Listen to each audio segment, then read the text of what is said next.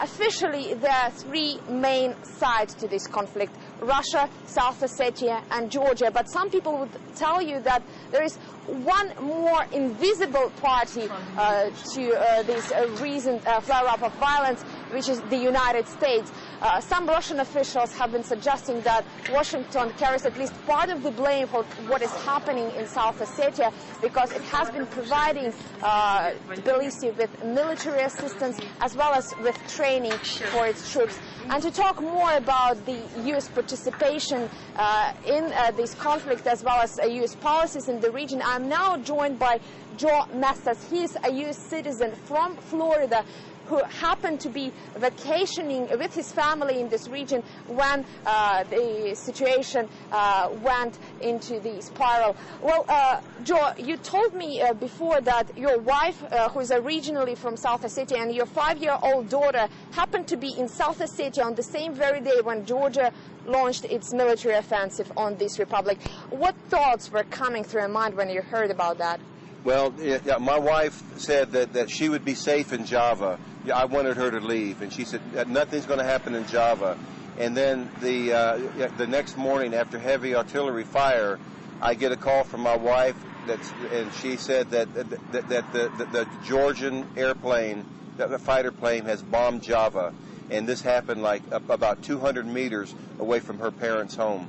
And so what did she do next? Well, she grabbed my daughter, and her parents said, take some of the neighbors' kids and get out of here. So they hopped in the car and they left. And she called me on the way and told me, and they were terrified. And when my daughter sees an airplane now, she's afraid.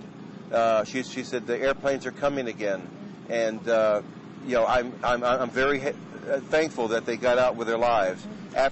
After my wife came out, I met them at the border, and after she got to this side of the border, she wanted me to get into a taxi with the kids and go back to Vladikavkaz, and she turned around and she went back to Java to get her parents. So she's now staying in Java. She brought them back, and she's here with her parents. Well, now, Joe, you told me before that you've been in this region many times.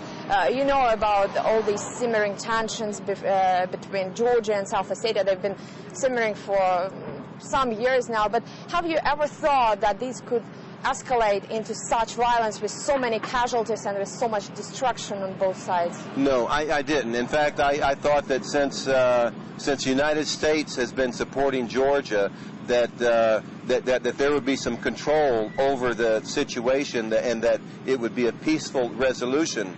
And but what's happened there is not just the war; it's war crimes. George Bush and Saakashvili should answer to the crimes that are being committed. The killing of innocent people, and the running over of graves, and running over with tanks of women and children, and throwing grenades into the cellars to kill innocent people. That's not. War is supposed to be military against military. Georgians are killing innocent civilians.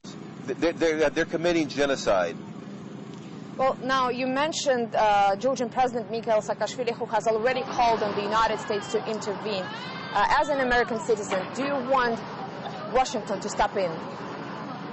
I urge every American who may be watching this broadcast right now to call their senators, their congressmen, the White House, and tell George Bush, get out. America does not need to intervene in this war. America needs to stop supporting Georgia.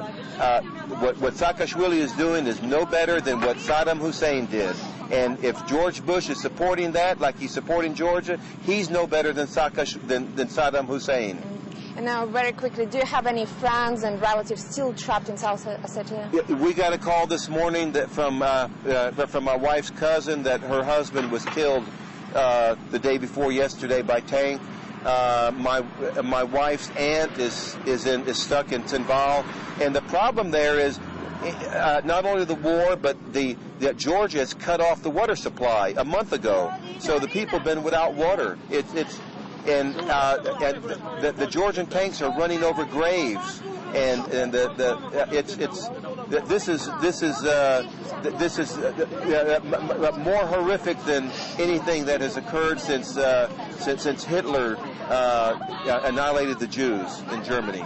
Well, we very much hope that your relatives escape South Ossetia unharmed. It was Joe Nestas, an American citizen from South Ossetia, whose wife and child, a daughter, a 5-year-old daughter, happened to be in South Ossetia on the same very day when Georgia launched its military offensive on the